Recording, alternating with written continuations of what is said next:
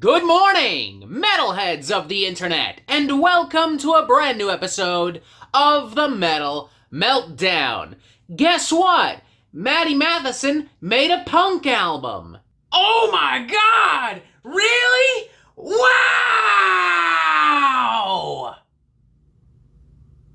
Who the hell is that? Great question, with a wide variety and plethora of great answers. Matty Matheson is a man of many talents. He's an actor, advisor, and executive producer on the award-winning television show The Bear. He's an author, responsible for New York Times best-selling books like Matty Matheson, A Cookbook, and Matty Matheson, Homestyle Cookery. He's an entrepreneur, selling clothing, kitchenware, pre-made sauces and pastas through ventures such as Rosa Rugosa, Matheson Cookware, and the Matty Matheson Food Company. He's a prominent online media personality and content creator. He uploads videos on his own YouTube channel and has previously hosted shows and programs like Munchies, It's Supper Time, Dead Set on Life, Powerful Truth Bombs, and Eat Out America. And as you may have already guessed, he's a chef. As of this recording, he owns 13 different restaurants, most of them located here in this great city of Toronto, Ontario. Like Barclams,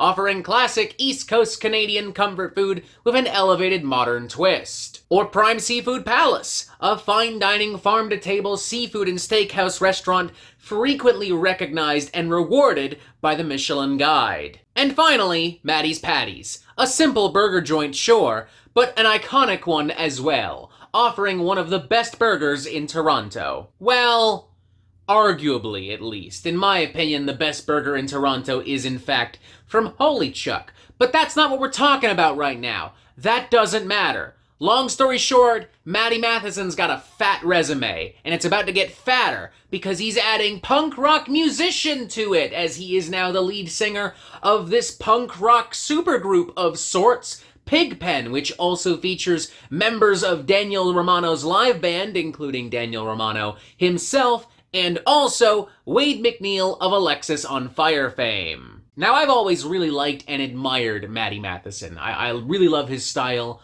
I love his personality, and as a chef in Toronto myself, I really appreciate him for all the things that he's done to kind of put Toronto food and Toronto culture kind of on the map in this past decade. And as a result of following Matty Matheson and everything he does, and knowing his brand and knowing him fairly well, I've always known that he's had a super soft spot for like punk rock and hardcore and like extreme metal. He's frequently spotted in photos and in videos and in public, just like in general, sporting like Sepultura, Power Trip, Cro-Mags merch and shit like that. And like even in this book, Matty Matheson, A Cookbook, he talks about like dropping out of college to go follow bands on tour and going to like these dirty bars all over Toronto to see certain bands and like bringing this kind of punk rock energy to like restaurants he was working in at the time in the early to mid 2010s. But that being said, I never really pictured him actually going ahead and actually making like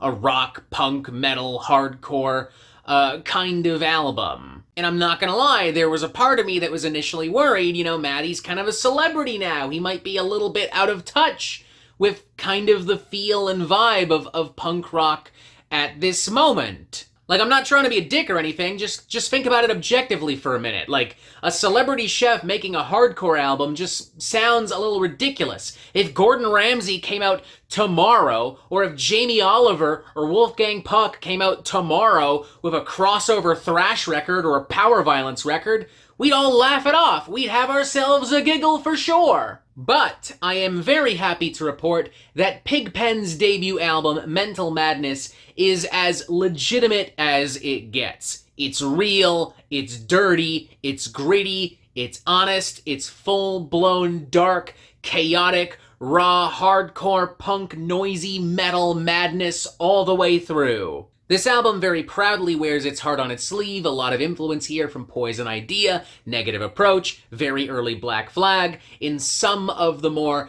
chaotic and frenzied moments, in some of the more riff-heavy, fast-paced sections, I'm even reminded of like some 80s crossover thrash from Cro-Mags and Suicidal Tendencies. There's real heart and pain and emotional vulnerability to the lyrics, as well as Matty sings about isolation, anxiety, dealing with addiction, the self-sabotage of mental illness, but simultaneous to that, the record doesn't really feel like a bummer. Like, there's a lot of genuine joy and energy and hype and enthusiasm as these guys are just kind of like jamming together and letting it all out. Like, you can tell this is a very cathartic and therapeutic experience for them. The approach to vocals is pretty cool too. Like, it's a good mix of like guttural barks and big screams and shouts. Like, Matty has not necessarily the most dynamic or unique voice, but a very big one, and he carries it and projects it very well. And I love how it's constantly backed up by gang vocals and backing vocals and, you know, a little bit of reverb and echo to make it feel even bigger. And the songs themselves are so good. Like, opening number, Rabid Beach, has like these churning, grinding riffs and rhythms contrasted nicely with some more high-octane, punky, thrashy mayhem. Then there's Power Love Train, a slower, more mid-pace kind of plodding number with some very muscular riffage and like lots of noise and static and feedback. Like, it has an anxious kind of feel and vibe to it. It almost kind of reminds me of like early Ken Mode before they got like too experimental, but like if early Ken Mode went in more of a classic old school punk hardcore kind of direction. Venom Moon Rising as well is a more slow-paced cut, but it has a really dark, moody, gloomy kind of aura and atmosphere and vibe to it. I like the use of like these pounding, thunderous kind of metal guitars near the end as well, almost giving this a doomy kind of flavor. And then cuts like Mental Mentality, Howl and Veil, Pigpen just embrace full-blown, dark, fast-paced, underground, hardcore crossover thrash energy. It's hype as fuck, it's violent, it's unrelenting. My favorite cut, though, is the closing number, XJXIXDX. If that means something, I have no fucking clue. Feel free to tell me.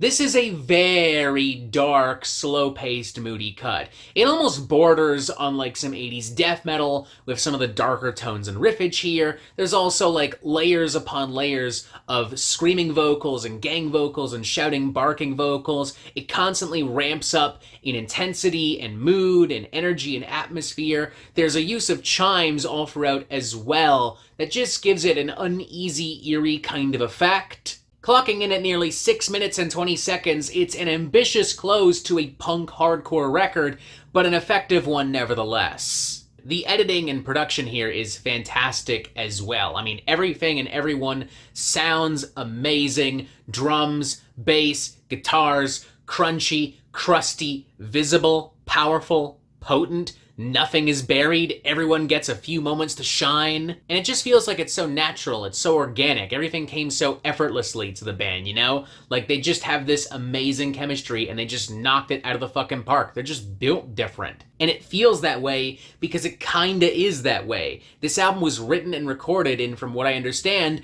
a pretty small amount of time. These guys were all friends, they all work well together, and they just crapped this album out in a great stretch of time, and they waited for the perfect moment to release it. There's no shortage of great, heavy, dark, underground, hardcore and punk out there right now. I mean, for fuck's sakes, we got Dead Guy coming back with a brand new album. I think it's out like this weekend. I'm pretty sure I just saw Thralls of Metal doing a review for it. Like, it came up in my little subscription feed there. But in my opinion right now, nobody's doing it quite like Pigpen. Like, I'm really loving this album. I'm honestly feeling a 4.5 out of 5.